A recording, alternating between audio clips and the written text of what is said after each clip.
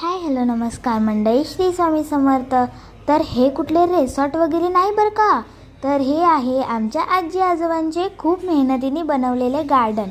गार्डनच्या मधोमध बंगला आणि सुंदर असा फाउंटेन, वेगवेगळ्या प्रकाराची फुलांची झाडे, फळांची झाडे, वेलभाज्या, वांगी, बडीशेप, गवती चहा अशी खूप झाडे आहेत. ह्यातले कितीतरी झाडे मी पहिल्यांदाच बघितली आहेत. असं कुठलं झाड नाही जे इथे उपलब्ध नाहीये.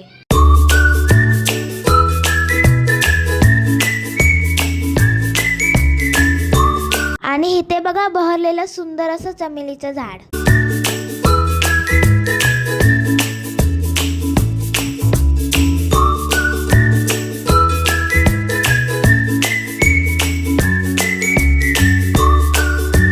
त्यात काजूच्या झाडाला काजू सुद्धा आले आहेत.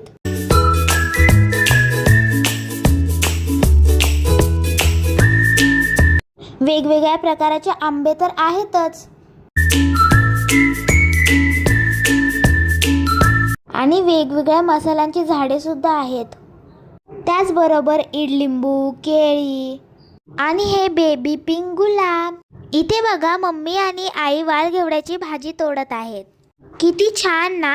बापरे, एवढी मोठी वांगी, किती मोठी आहेत. आणि हे सफरचंदाचं झाड आहे बरं का. किती सफरचंद लागले आहेत बघा ना, गुच्छच आहे. त्यानंतर आम्ही विहिरीत पोहायला गेलो. आम्हाला बाबा आणि पप्पा पोहायला शिकवत होते. एकाच दिवसात आम्ही पोहायला शिकलो सुद्धा. त्यानंतर रात्री आम्ही मस्त गार्डनच्या टेंटमध्ये जेवणाचा आनंद घेतला. जेवणाचा मस्तच बेत झाला. यामध्ये आत्तू आणि काका मिसिंग आहेत. आईस्क्रीम खाल्ल्यानंतर आम्ही मस्त रॅकेट खेळलो आणि गाणी गायली, गप्पा मारल्या. सगळ्यांनी मस्त एन्जॉय केला. दुसऱ्या दिवशी आमच्या आत्तूने आमचे औक्षण केले आणि आम्हाला गिफ्ट सुद्धा दिले बरं का, अधिक मास असल्यामुळे.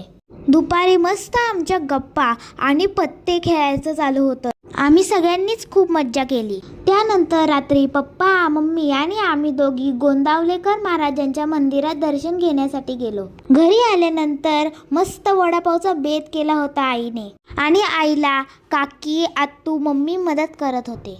आणि इथे बघा आमची आत्तू सगळ्यांना वडापाव सर्व करत होती. मी वडापावचा मस्त आनंद घेतला.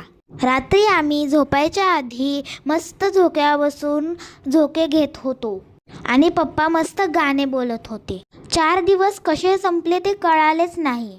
आमचा ब्लॉग तुम्हाला कसा वाटला ते कॉमेंटमध्ये नक्की सांगा आणि लाईक, शेअर, सबस्क्राईब करायला विसरू नका. धन्यवाद.